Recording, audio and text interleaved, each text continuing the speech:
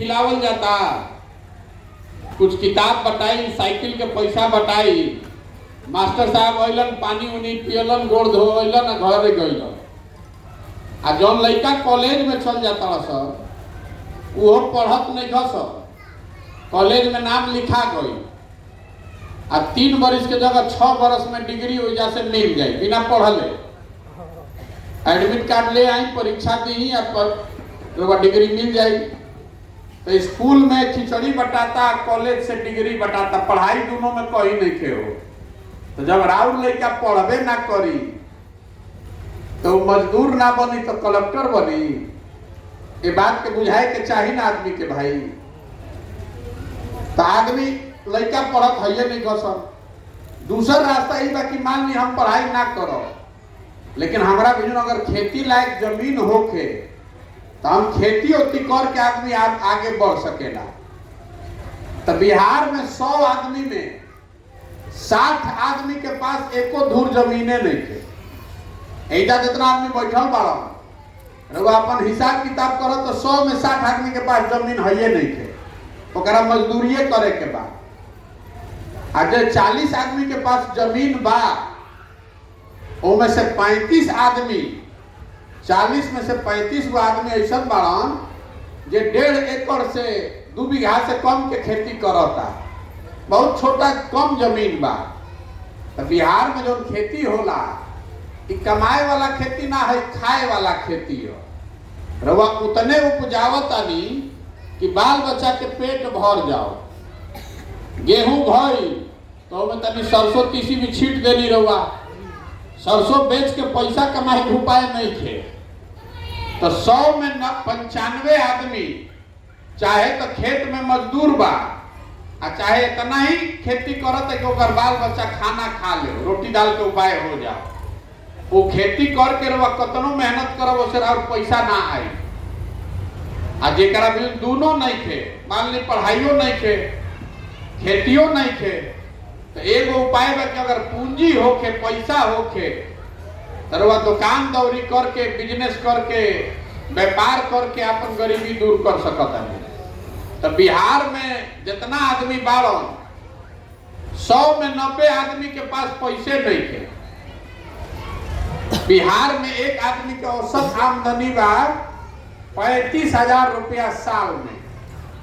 देश में औसत आदमी की आमदनी बा 1,45,000 आ बिहार में औसत आमदनी बा 35,000। तरवा बिजुन पढ़ाई है नहीं थे, खेती बा ना, अब पैसा पूंजी है नहीं के, तरवा गरीबी से निकलब कैसे ही बता।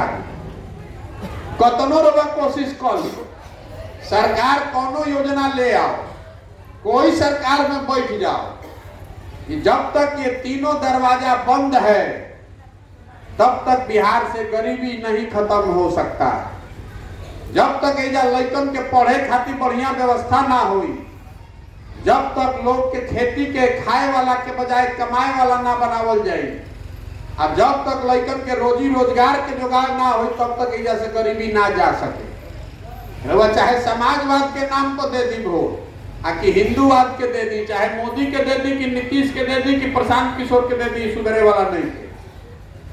तो इतना बात तो बुझाता ना कि 3 चीज सुधरे के चाहिए।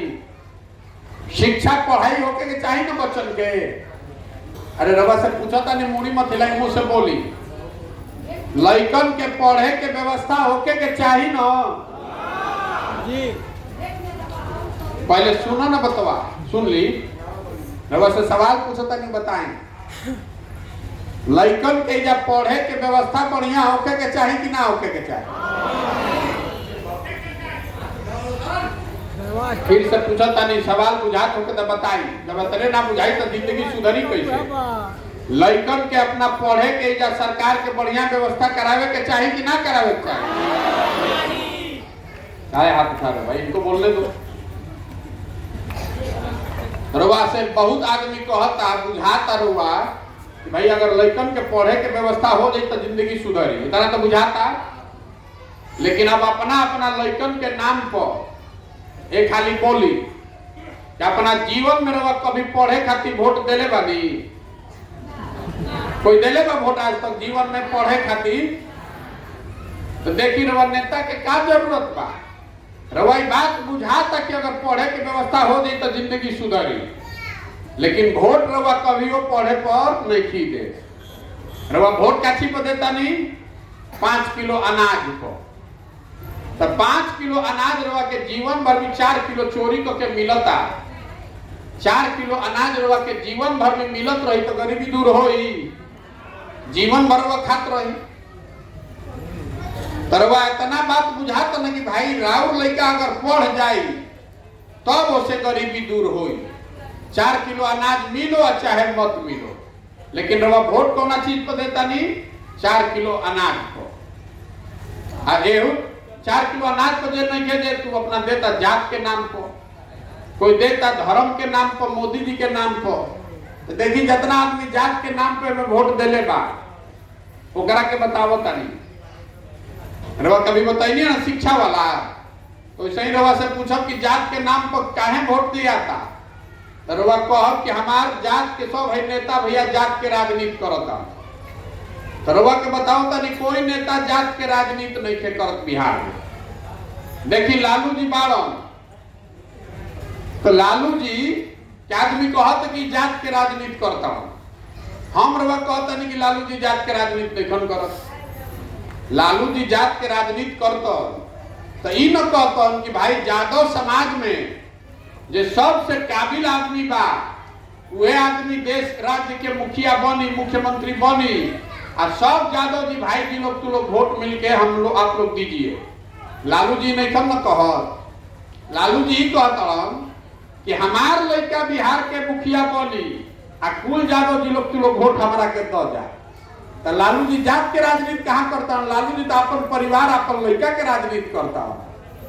लालू जी अपन लड़का के चिंता करता है ना भाई। तो हम रवा से कहते हैं जब लालू जी के हक बा अपन लड़का के चिंता करे के, तो रहुआ अपन लड़का के चिंता करे के चाहिए। आ ना करब तो कैसे सुधरी? रवा जात ना जुड़ाई रहब। आ लालू जी अकेले नहीं खन, लालू जी अकेले नहीं खन, मांझी जी बाड़न, तो कहता हम रहब, हमारा बाद हमार लड़का रही, कुल मुसहरी लोग हमारा के वोट द जा। कोई पंडित के नेता बा, कोई कुशवाहा के नेता बा, कोई दलित के नेता बा, जे जौना जात के नेता बा, वो कहता कि हम रहब, हमार लड़का रही, हमार जात के सब तू लोग वोट हमारा के द जा। तरवा के ही बतावो तनी कि नेता तो अपन लड़का के चिंता करता, वो जात के चिंता नहीं करत, वो अपने लड़के का अपने परिवार का चिंता कर रहा है। रउआ जात में अजुराई बानी, नेता नहीं अजुराई जात में। ये बात अगर वह बुझाए तो जात से निकली। अब तीसर बात समझ लीजिए, जितना आदमी हमने के बानी जा, बहुत आदमी मोदी जी के वोट देले बा, हमने के बुझाला कि कोई एगो नेता आई न तो सब सुधार दी। तरवा के उदाहरण देता नहीं, मोदी जी आई रहन 14 में तो हल्ला भइल ना पूरा राज्य में, देश में, कि मोदी जी हम तो देश के सुधार दिए। अब मोदी जी आई पड़ा तो सुधार भइल कि नहीं छोड़ दी, विकास भइल कि नहीं छोड़ दी। घरे घर से 1250 सिलेंडर के लागत है ना, बढ़िया से छूट नहीं के ना मिलत। 1250 सिलेंडर के अब 35 रुपया के डीजल, 96 रुपया पेट्रोल, 108 रुपया, 500 रुपया के डीएपी के जगह 1600 लागत है ना पूरा पूरा। तो घरे घर से वोट हमनी के दिले बानी जब मोदी जी के, तो सिलेंडर के और डीएपी पेट्रोल डीजल के पैसा पाकिस्तान के आदमी दी, हमनिए के देवे के पड़ी। आ जितना आदमी जब मोदी जी के नाम पर वोट दिले बानी जा, सब के एगो खुला चुनौती दे के जाता है। देखी मोदी जी अलन काम कैलन कि ना कैलन, छोड़ दी बात के। 9 बरस से मोदी जी प्रधानमंत्री बाड़न। अगर 9 बरस में मोदी जी ने बिहार के लिए एक बैठक किया है, आप हमको उसका प्रमाण दिखा दीजिए, हम कल से मोदी जी का झंडा लेकर घूमने को तैयार है। 9 बरस में मोदी जी को बैठक तक ना कैलन बिहार खातिर। हम रवा उछल उछल के जाके फिर कमल पर वोट दिहल जाई, हिंदू होके के नाम पर, भारत पाकिस्तान पुलवामा के नाम पर। तो राउर दोष बा कि मोदी जी के दोष बा? रवा तय कर। अरे मोदी जी तो आपन चिंता करता, रउआ अपन बेटा के लड़का के चिंता होके के चाहिए न। रउआ तो टीवी पर देखता नहीं बुलेट ट्रेन बनता गुजरात में और वही नाम पर जाके बिहार में बटन दबावता नहीं, तो रउआ तो पसीनेरे पर न चलो। कि पूरा बात रउआ कैसे बता रहा बनी, दो बात समझ ली। अगर आप अपने और अपने बच्चे का चिंता नहीं कीजिएगा तो कोई नेता कोई दल आपकी चिंता नहीं करेगा। लिख के रखी, कोई करी भैया? जब रउआ अपन लड़का के चिंता नहीं करता, नेता और लड़का की चिंता काहे करी?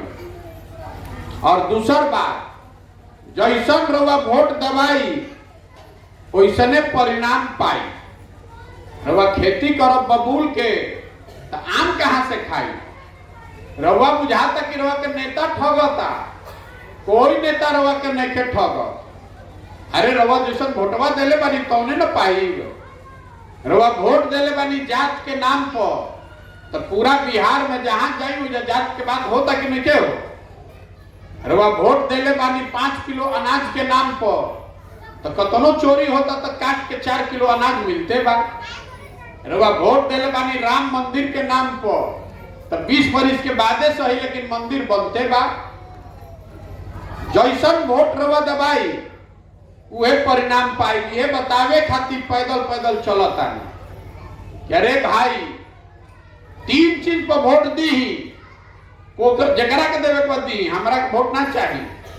जिसको वोट देना है दीजिए, लेकिन 3 ही चीज पर दीजिए। एक, बच्चों के पढ़ाई के लिए दीजिए, जब आपका बच्चा पढ़ेगा तबे ना आप आगे बढ़िएगा। दूसरा, जो हमने के लड़कन के रोजगार दे दे। और तीसरा, जो खेती किसानी के लाभदायक बना दो, पैसा कमाए वाला बना दो। कि 1 बीघा के जो खेती करता तो ओकरा कुछ पैसा कमाई होके लागे। ये 3 चीज पर वोट दे तो बिहार सुधरी। आ ना दे तो जौना दुर्दशा में रहुआ 40-50 साल से बानी, वही दुर्दशा में अगला 40-50 साल भी बीती, कोई एकरा के बचा ना सके। आदमी कहता कि प्रशांत किशोर आई बड़न हमारा बारे में, बहुत होशियार आदमी बड़ा, नहीं सुधार दिहन बिहार के। तो हम आपको बता रहे हैं, ये नेता आवेला ये न कहेला कि हमरा के वोट दे दो, हम आई न तो ठीक कह दे। तो हम रवा कहे बनी कि हमरा के रवा वोट दियो जब तक ना सुधरी। जब तक आप नहीं सुधरिएगा, बिहार की जनता नहीं सुधरेगी, तब तक कोई आदमी बिहार को नहीं सुधार सकता। एक वो प्रशांत किशोर आवो आकि 10 प्रशांत किशोर आवो से सुधरे वाला बा? देखिए जब इतना आदमी बैठल बा, रवा घर के सवांग साल भर घर के लड़का जाके बहरी मजदूरी करता, 14,000 15,000 रुपया खातिर 20 बरिस 25 बरिस के लड़का भेड़ बकरी के तरफ ट्रेन में भर के जैसे आदमी जाता बड़ शहर में, जो घर के सवांग जाके बहरी काम करता, वो छोट छोट कमरा में 4 आदमी 5 आदमी रहता है, 12 घंटा 14 घंटा अपना ओवर टाइम करता है, हार गलाता है कि 10-15,000 रुपया कमाई, पेट काटता है तो 6,000 8,000 घरे भेजता तो बाल बच्चा खाता होता ना भाई, बाना सच्चाई। अभी होली 2 दिन पहले रहे, कोई के घर के सवांग के आवे के साउंड ना लागल हो। और रउआ से पूछता नहीं कि वोट काहे देनी है, तो रउआ कहता नहीं क्या करी भैया, गौवा में सब देते रहे तो हमू दे देनी।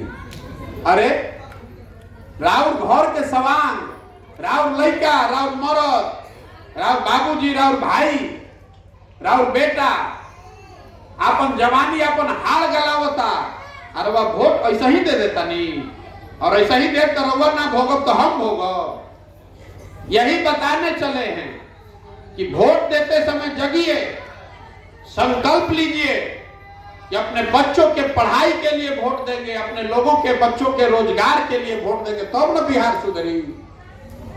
गांधी जी आदमी हमरा कहते कि भैया दल बनाई रउआ संगे चलल जाए, तो हम दल काहे नहीं की बनावो? अरे भाई बिहार में तो पहले ही से 50 गो दल ठगे वालन के, हम दल बना लेते वो और बढ़ जाए। दल बनाने से नहीं बिहार सुधरेगा। गांधी जी देश के आजाद कैसे करेलो? गांधी जी दल बना के वोट मांगे आई रहन, गांधी जी ने पहले समाज को जगाया। गांधी जी आगे आगे चल ना, पीछे से पूरा समाज चलल, तब न देश के आजादी मिलल। तो अगर बिहार के गरीबी से, भ्रष्टाचार से, बेरोजगारी से आजादी दिलावे चाहता नहीं तो सबको कंधा लगाना पड़ेगा। अपने लिए नहीं तो कम से कम अपने बच्चों के लिए कंधा लगाइए, खड़े होइए, संकल्प लीजिए कि किसी जाति को नहीं, धर्म को नहीं, 5 किलो अनाज पर नहीं, नाली गली पर नहीं। आपके वोट का कीमत नाली गली नहीं है, आपके वोट का कीमत 5 किलो अनाज नहीं है। आपके वोट का कीमत है आपके बच्चों का भविष्य। उसके लिए वोट दीजिए, तबे न सुधरी। तो एक बार रोवा से हाथ जोड़ के ये आग्रह करे आई पानी कि रोवा बहुत दिन जिंदगी भर कभी दल के वोट देनी, कभी नेता के वोट देनी, कभी जात के देनी, कभी धर्म के देनी। एक बार हमारी बात मानिए और अपने बच्चों के चेहरे को देखकर वोट दीजिए। अपने बच्चों के लिए वोट दीजिए, देखिए बिहार सुधरे। अपना बच्चन खातिर वोट दी तबे बिहार सुधरी। ए भाई, हमनी के ना चाहिए भारत पाकिस्तान, हमनी के ना चाहिए हिंदू मुसलमान, हमनी के अपना लड़कन के पढ़ाई चाहिए, हमनी के लड़कन के रोजगार चाहिए। होके के चाहिए कि ना चाहिए? बताई बताई सब आदमी बताई हमरा के रोजगार चाहिए आ कि 5 किलो अनाज चाहिए? रोजगार चाहिए कि 5 किलो अनाज चाहिए? आ जाति चाहिए कि अपना लड़कन के बढ़िया पढ़ाई नौकरी चाहिए ना भैया? तेकर नाम क्या बा? जन सुराज। जन सुराज के मतलब का? सुराज मतलब सुंदर राज। केकर सुंदर राज? अरे बता, अभी तक दल के राज बनैनी, नेता के राज बनैनी, कभी मोदी के, कभी लालू के, कभी नीतीश के, तो अब प्रशांत किशोर के बनाई तो हमू रवा के ठग। ऐसे प्रशांत किशोर पर मत भरोसा करी, अपने आप पर भरोसा कीजिए। जनता का सरकार बनाइए, अपनी सरकार बनाइए, अपनी सरकार बनाइए, अपने बच्चों के लिए बनाइए, तभी बिहार सुधरेगा। हम एक नेता ना है। रवा देखले बानी ना, घाड़ा कैसे बनेला, कुम्हार कैसे बनावेला? घाड़ा तो बनी माटी से और चाक से। कुम्हार के बिजुन माटी ना रही या चाक ना रही तो घाड़ा बन सकेला? तो आप है वो चाक और मिट्टी। हमारी भूमिका है कुम्हार की, आपको थोड़ा सा मदद करेंगे, आप अपनी ताकत से खड़े हो जाइएगा। इसीलिए ये पूरा अभियान चला। प्रयास होके के चाहिए कि ना होके के चाहिए? तरवा से हम वोट नहीं मांगो, चंदा हम कोई से ली ही ना, और वह नजर घुमा के देखी हम कहीं अपन फोटो भी ना लगाएं। रवा से मांगे है बनी राउर आशीर्वाद। ये कठिन काम बा। गाँव में गाँव जाके 30-40 हजार गाँव में लोग के समझावल सुबह से शाम तक टेढ़ा काम बा। 1-2 बरिस लागी, घर परिवार छोड़ के घरे घर जाता नहीं। ये होई कैसे? आदमी के शरीर से हो सकेला? 5-6 हजार किलोमीटर कोई पैदल चल सकेला? 80 किलोमीटर 100 किलोमीटर आदमी जाता बाबा धाम, तो वही में टंगा जाता 7 दिन आके। हम 160 दिन से पैदल चल रहा बानी, 2000 किलोमीटर करीब करीब चल दे रही जब पैदल।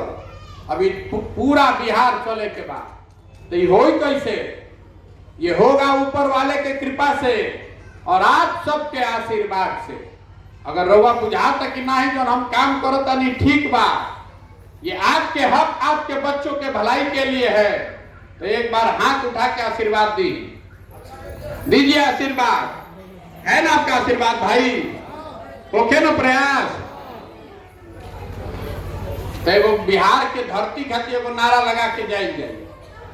देखिए, हम कोनो वादा ना करी, कोई के काम ना करी, लेकिन एगो बात रवा के बता के जाता है। अगर जनता के रुआ अपन सरकार बना ले तो साल भर के अंदर जितना लड़का, जितना रुआ घर के सवांग जैसे जाके बहरी मजदूरी करत वो सब के वापस बुला के एजे 10-15 हजार रुपया के रोजगार के व्यवस्था कइल जाए। होके के चाहिए ना?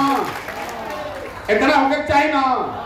जब घर के सवांग अगर इधर रहे लागत 15,000 ओकरा नौकरी हो जाओ तो एकरा से बढ़िया कुछ नहीं के ना। तो पहले रोड बनी, बाद में नाली बनी, बाद में। जन सुराज का पहला संकल्प है कि जिस दिन जनता की सरकार बन गई तो साल भर के अंदर जितना लड़का बाहर चल गए बान रोजगार खातिर, नौकरी करे खातिर, अपन घर परिवार के छोड़ के, ओकरा के वापस बुला के, अगर वो आदमी चाहिए तो वापस आके जे 10,000 15,000 के रोजगार के व्यवस्था सुनिश्चित कर ले। ना हो तो हमार गर्दन पकड़ ले। तब बहुत देर से बैठल बनी, एगो नारा लगा के खत्म कर जाए। देखिए माटी में बहुत ताकत बा। जहाँ हमनी के पैदा भइल बनी जा, आज ना हमनी के हालत खराब बा, गरीब बनी जा, बदहाल बनी जा। अरे बिहार की जो मिट्टी है ये पूरा देश का सबसे गौरवशाली क्षेत्र था। 1500 साल तक देश के राजनीति का केंद्र बिंदु था बिहार। अब हमनी के बहरी जाता नहीं जाता, कहता बिहारी मतलब बेवकूफ, बिहारी कह के गाली दे रहा है। तो इस मिट्टी का गौरव कीजिए, इस मिट्टी का सम्मान कीजिए।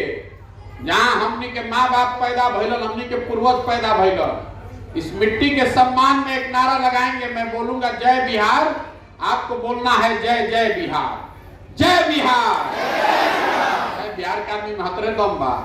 जय बिहार, जय बिहार, जय बिहार। बहुत बहुत धन्यवाद। जब के चाय पिलेले हुए जा, ना पिलेले हुए जा तो पी के जाए।